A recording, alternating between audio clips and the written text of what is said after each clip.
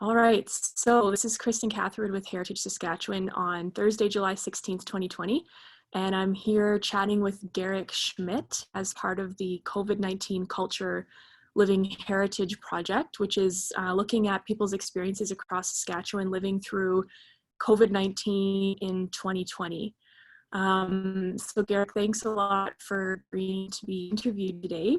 And I'll just start off with some basics. So just tell me when and where you were born. So I was born in Regina, but I grew up in Indian Head. So it's about 45 to a half an hour just east of Regina there. I was born September 10th, 1990. Grew up in town, but I spent a lot of my time in the valley, which is just north of town and in the Qu'Appelle Valley there at Catherwood. And our family, we come from Catherwood and Lebret, so they're pretty big Métis communities there, and just have lineage and heritage linking to Red River settlements and yeah. So tell me a little bit about where you're at right now, Garrick, in terms of what you do and where you're living. So right now, I moved to Broadview. So I finished my university degree in December. And then I got hired on right away with Kagisowayo School at Ochapways First Nation. So I was commuting back and forth from Indian Head to Ochap, probably right until COVID hit actually, and then I ended up getting into the house that I'm currently living in. But with COVID, it kind of gave me the freedom, and because I integrate a lot of land-based teaching and traditional practices into my classroom. So when we were in a regular classroom setting, I was getting my students, we were getting outside 4 times a week out onto the land. In the winter, we had, I worked with the students, and we got them working with sled dogs from a mentor of mine, Kevin Lewis. He runs a team of dogs, and we did hunting camps as well, and we had a trap line, so I showed them how to clean and process animals, and any of the rabbits that we had, we would cook and kind of prepare for the school and just kind of do little feasts for the staff and the students at the school there. And so when we shut down with COVID, I was able to start doing my, I guess, kind of an online land-based program for my students, but I didn't want to just kind of leave it closed off for my students and that's it. I shared it with the entire staff, the school at Ochapways, and then I started sharing things on Twitter, and I ended up getting a YouTube page out there as well. So just so the general public kind of had an idea of some traditional knowledge and land-based practices that they could kind of work on towards with their families at home. And I know for myself, if I was stuck inside when COVID first hit, I probably would have went crazy. And it was really nice because I was outside myself every day for the whole week, and then on the weekends I would edit my videos, and it ended up getting a lot of attention through the media and the news in Saskatchewan. And I know that there's a lot of professionals, like other educators, that are asking for content still, just for kind of professional development pieces as well. What a way to start your teaching career, hey? Yeah, it's been unreal. And like another thing that I was able to do too, Kevin, he was putting on camps. So the first camp that we did was back in May, and that was when the reserve still had their borders up, and we kind of we called it a COVID camp. We had 3 educators from Saskatchewan, so kind of like he picked people that were influential through the media, and also just kind of people knew who we were.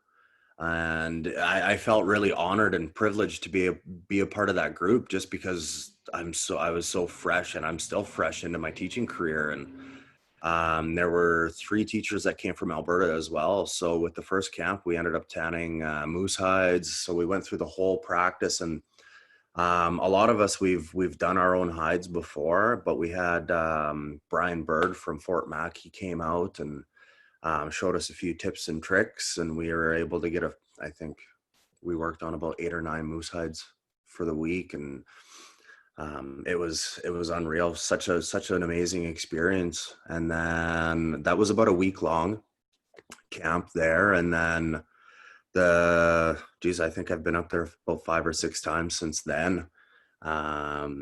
We worked on kind of from start. We're about halfway done right now. Birch bark canoe build. So harvesting the birch, harvesting the spruce root, just to kind of lash everything together, and the spruce gum to turn into spruce pitch, to kind of hold things together and kind of like a glue for the seams and everything. And with that as well, we were able to attend, I think, 4 ceremonies that week. So lots of pipe ceremonies, lots of traditional ceremonies, lots of learning, and we did a few sweat lodges as well. And almost every time that we do camps up there, we'll start off in a good way. We'll do a pipe ceremony, and then we'll do a sweat to start the week, and then we'll finish the week off with a sweat again. And it's kind of been nice. I've been able to travel all over, and I know the north has been scary for a lot of people, but with the amount of ceremony, it's felt safe, as oddly as that might be. So along with being up at Minnesota, I've been up at La Crosse as well, just up with my girlfriend and her family up there, and kind of helping a little bit with their cabins, and kind of just keeping busy and still doing the content before the school year was finished, just to kind of get the content that I wanted to get out for the students out there. And I know the parents, they were really appreciative of it, and they were really bummed out when the school year was cut short, because they were so happy when I got into the school and ended up teaching their children, and ended up building really good relationships with the parents and my students. But I'm looking forward for this next year. I don't know what it's going to look like yet, but I know, so I get to specialize with land-based learning and land-based education with Ochapways this next year. And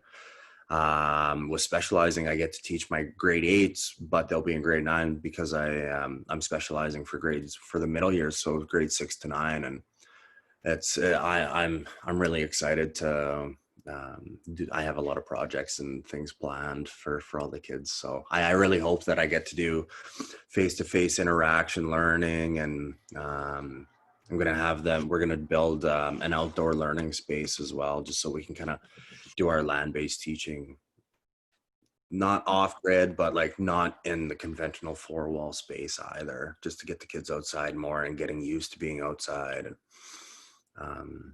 Great. And Garrick, just to confirm, you went through SunTep, right? Yeah. I went through SunTep in Regina, and geez, it was a journey. I did my first year in 2009, and it took me about 10 years to finish, just with taking a break here and there, and just trying to save some money just to pay bills, and working full time and taking classes part time. It was busy, but I'm glad that I was able to get through it and be where I am now. So, and just for the recording's sake, SunTep is the Saskatchewan Urban Native Teacher Education Program, right, through Gabrielle Dumont Institute. Yep. Awesome. Okay, so I'm just going to take us back a little bit, Garrick, and what do you remember what you thought, or when you first heard about this new virus? What were you thinking when that happened, when it was first coming out in the news? What do you remember that? I had my hopes up, because when we were taught, like when it first hit, I had a hunting camp in April planned for my grade 8s, and we were going to go out and sleep in teepees, and we are going to go and harvest moose in the spring. And I had everything ready. All the gear was ready. We were going to go and set the teepees up out in the valley and just get things ready. And I was just trying to stay positive and just trying to persevere and just thinking to myself, like, no, it's going to be okay. We're going to be back at school in a couple of weeks. Everything's going to be fine. I'm going to see my students again. We're going to be out on the land. We're going to go and harvest a bunch of moose, and we're going to give meat to the community, and um, be able to finish off the school year in a good way. And we had a canoe trip planned as well for June. We were going to go up to L'Orange and do the canoe around. We had a route planned around Grandmother's Bay up there. So it was really heartbreaking, because I thought, well, we all thought at school too, that it was just going to be a quick little thing. It would have been a couple of weeks that people would have stayed home. There wouldn't have been the outbreaks that there were, and that we would have kind of been back to normal life 2-3 weeks after that. But that wasn't the case, unfortunately. And I was really, really sad to have my school year cut short, but I'm glad that I was able to still interact with my students virtually. They were sending me messages on our Facebook group and our Google Classroom, so I was kind of able to help them out with their assignments, and they were showing me things that they were doing at home, things that they were learning outside, and it was nice to see them getting outside as much as they were, and being out on the land.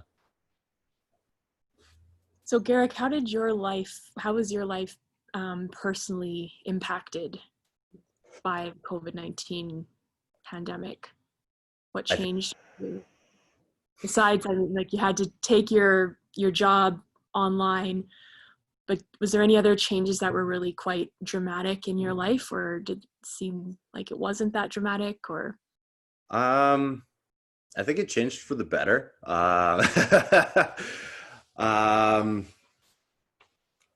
I think, like, aside from like school shutting down, I've had the ability to work virtually, which has been fantastic. I've been able to travel a lot. I've been able to spend a lot of time with my family and with my partner. She's busy as all heck, and we've been able to make some time together up north, and she's come to camps at Kevin's as well. So it's been phenomenal to be able to kind of have the freedom and just kind of figure out, like, okay, I'm gonna go to Minnesota, or I'm gonna go to Isle La Crosse for 2-3 weeks at a time, and then I'll go back to Broadview where my house is. And I think since I moved into my house in May, I've only been home like once or twice. And it's just like, I'll go home, kind of give my neighbors a little bit of cash for cutting my grass, I'll pay my bills, and just kind of say hi and bye to the house, and we'll see you in a few weeks, or see you in a month again. And even when I saw my mom last, it was just telling her that I probably wouldn't be home next again until August almost, just being so busy with helping out with camps and sessions and trips and so on. And I don't know, I was telling a few of the staff that work with me at OCHAP, they came on the trip this last week, and I was just telling them, I was like, man, like, I've gotten used to being able to travel and work, and just really live off the land again, and kind of get outside of towns, get outside of the cities, and really, I don't know, learn a lot from the land, because it's got so much to teach us. so you've sort of been answering this question all along, but I'll just ask it anyway, and see if there's more that you want to add to what you've already been telling us. But so have culture, heritage, traditional knowledge, traditional practices made a difference in your life during this time? And if so, how? Yeah, definitely. I think if I didn't have the ceremonies to go to go and help out, to be Oscapios, the elders helpers, to be able to broaden my knowledge as an educator, and just as a person to grow, with all the camps, and learn so much from Kevin. And it's been phenomenal. And I think it's really kind of kept me grounded. I know it's kept me grounded, during this time, because I've been able to kind of fall back to that. And if I'm feeling overwhelmed whenever I come back to the city, or ever if I go through the town and things are kind of crazy, I'll get back out onto the land and just kind of take that time to step back and get away again. And yeah, it's played a huge role in the last 5 months maybe. And like I've always known cultural teachings, but not as much as I have in the time of spending with Kevin and his uncles. And they've shared so much in the last 3-4 months, which has been fantastic. And yeah. So do you think, yeah, I mean, again, you've already kind of answered this, but you think if it was business as usual and school as usual, that some of the learning that you've experienced in the past few months may not have happened? I To the think extent it has? I think like I probably still would have been able to do the amount of learning that I have. It most likely would have looked different. I probably would have had to take students to these camps at Minnesota with Kevin, but that would have been such an amazing learning experience for them. I'm really looking forward to being able to take them up there, because he's come down to OCHAP, like I've said, and he's brought his sled team down, and he's been teaching me, and I've been learning about running dogs myself. So I'm in the process of I have two puppies right now. They're future sled dogs. One comes from Kevin, is both of her parents are lead dogs with his team, so she's phenomenal already. She just has no quit and such huge amount of drive. And the other puppy, he's coming along too. He's kind of slow, but he tries to keep up to her. So I'm really excited to be able to incorporate that new learning with the students, because I know when we had the dogs at OCHAP Waste, and then we took the dogs up to Cody to run for with student wellness conferences and such. Just seeing the kids work with the dogs and just interact with them, they just light up, and it's unreal to be able to do that. And I'm looking forward to be able to learn more, not just with the dog sledding, but more traditional practices, and being able to share that with the staff at OCHAP Waste, and then with my students as well. Because I know when before we shut down, I know my students, they would go home and they're like, hey, like we did this today out on the land, or we did this yesterday, and they'd be really excited. And then they would take their families outside and they would go and set snares with their families. So it was really awesome. Yeah, it sounds like it. So I'm just going to finish up with one last question, Garrick. So in thinking about this pandemic, what lessons for the future may come out of this experience for you, your family, your community, and society as a whole? I think just being able to adapt, as we all have.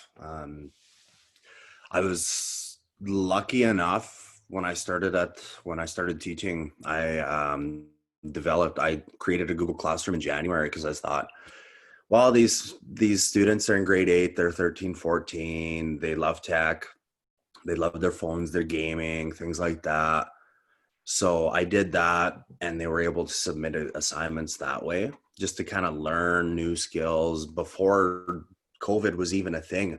And they were able to, I was able to really kind of get ahead of everybody else at school for the staff, just because my students were already able to access Google Classroom. They already knew how to submit and review assignments and do all of that. So I think being pretty tech savvy, it's helped a lot. And just running Google Classroom, submitting assignments, creating assignments. And I know my video editing skills they've come a huge way in the last 5 months. When I first started, I was just taking videos on my phone, and it would take me hours to upload a 5-10 minute video onto YouTube, and then now I'm running 2 GoPros at a time, and just kind of like mixing sections of videos and incorporating it that way. So I feel like my teaching style of getting kids outside onto the land, but also being techie and incorporating that as well, it's helped a lot. I don't think things would have been as easy if I had if I didn't have that Google Classroom set up before, because just trying to get a hold of students before is a little challenging, and then having that already accessible for them was a lot easier on them and the parents as well, because I was able, before we shut down the last week, I was able to run through the Google Classroom with parents as they'd come in at the end of the day, and we'd talk about assignments and things like that. So just being able to still be there for the families too, I know it helped a lot. Yeah, that was very fortunate timing on your part. Okay, Garrick, so that's the questions I have today, but just before we finish up here, is there anything else that you wanted to share with us about this time here we are that we're living in here in 2020? It's been a really humbling experience. I've gone from being a university student to an educator to being to a professional, and kind of blowing up into a virtual sensation of land-based practicing teacher within the province. And at first it was kind of scary, because I have school divisions messaging me and asking me to go and speak about land-based practices and land-based learning and give professional development sessions at conferences. And it's just like, whoa, like this is unreal. Like this is so nerve-wracking, but I'm so thankful and so humble to be able to share what I know, and even just link people up, because not everybody has those resources. Not everybody knows certain people. Each community is different, depending if you're in a Cree Nation or Anishinaabe or Dene, even a Michif community as well.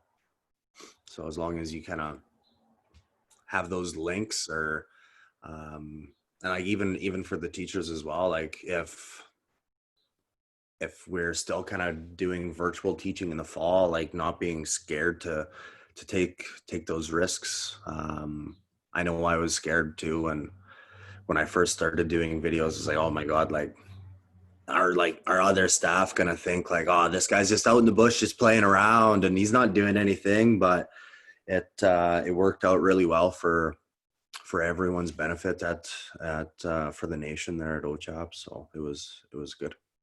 It's still good.